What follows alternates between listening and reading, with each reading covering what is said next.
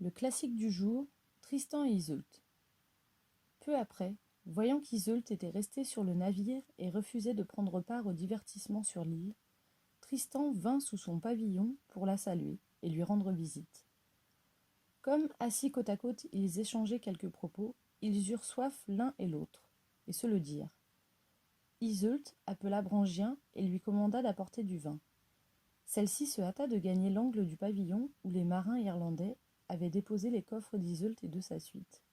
Dans l'un d'eux, elle prit le précieux flacon, reconnaissable entre tous, où la reine d'Irlande avait versé le vin herbeux. À cet instant, le visage de la jeune fille s'éclaira d'un sourire furtif.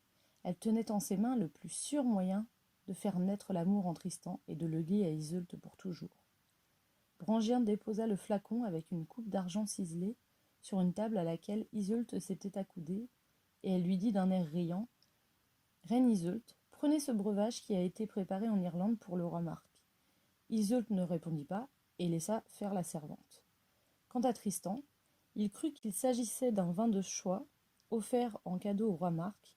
En homme courtois et bien appris, il versa de ce breuvage dans la coupe et le tendit à Iseult, qui en but à sa soif.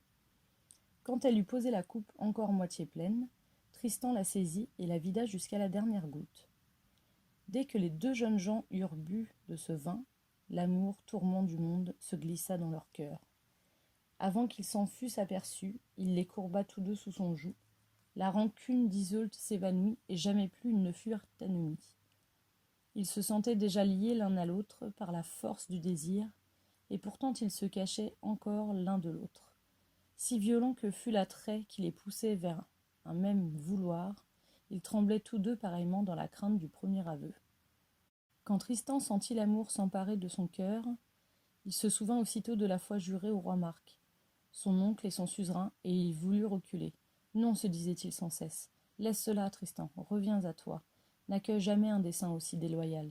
Il songeait aussi Audrey, Dénoalan, Guénélon, Gondoïne, Félon qui m'accusiez de convoiter la terre du roi Marc. Ah, je suis plus vil encore, et ce n'est pas sa terre que je convoite.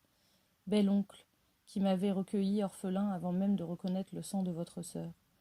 Vous, qui me pleuriez tandis que Gore-Venal me portait dans la barque sans rame ni voile, que n'avez-vous, dès le premier jour, chassé l'enfant errant venu pour vous trahir ?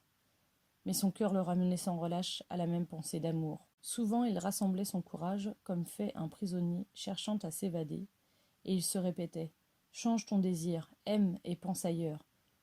Mais le lacet du veneur le serrait de plus en plus. Quant à Iseult, toute sa pensée n'était plus que l'amour de Tristan.